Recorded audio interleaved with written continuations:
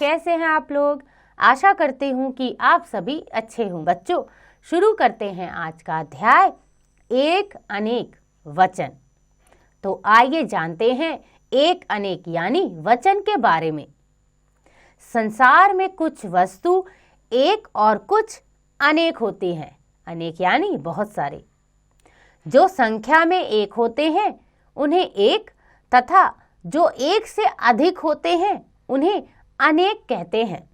जैसे यहाँ पर कुछ चित्र दिए हैं, आइए जानें। पहला एक, एक लड़का, एक तारा, एक गाड़ी। अनेक यानी अनेक लड़के, बहुत सारे लड़के, अनेक तारे और अनेक गाड़ियाँ। तो बच्चों, इन चित्रों को देखकर हम इनकी संख्या यानी गिनती का पता लगा सकते हैं। अतः शब्द के जिस रूप से संज्ञा की संख्या का पता चलता है उसे वचन कहते हैं। तो बच्चों, शब्द जिससे हमें पता चले कि वो कितनी है, एक है या एक से ज्यादा है, उसे हम वचन कहेंगे। आइए जानते हैं वचन के भेद। तो बच्चों, वचन के दो भेद होते हैं, एक वचन और बहुवचन। शब्द के जिस रूप से एक व्यक्ति, एक वस्तु या एक प्राणी का बोध होता है उसे एक वचन कहते हैं। जैसे लकड़ी, पौधा, मकड़ी। और बच्चों, शब्द के जिस रूप से अधिक व्यक्तियों, वस्तुओं या प्राणियों का बोध होता है उसे बहुवचन कहते हैं। जैसे लकड़ियां, पौधे, मकड़ियां।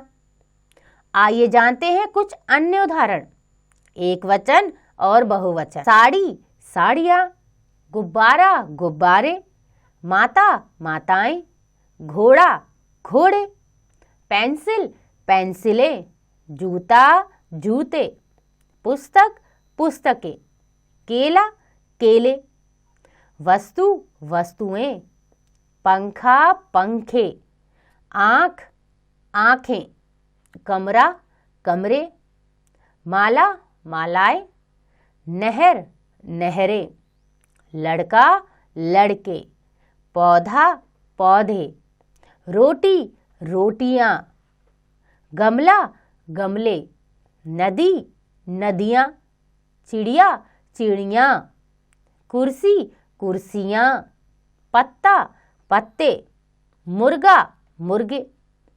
तो बच्चों, ये थे कुछ उदाहरण एक वचन और बहुवचन के, यानी एक अनेक।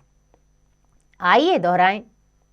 कुछ वस्तु, प्राणी एक होते हैं और कुछ अनेक होते हैं। शब्द के जिस रूप से संज्ञा की संख्या का पता चलता है उसे वचन कहते हैं।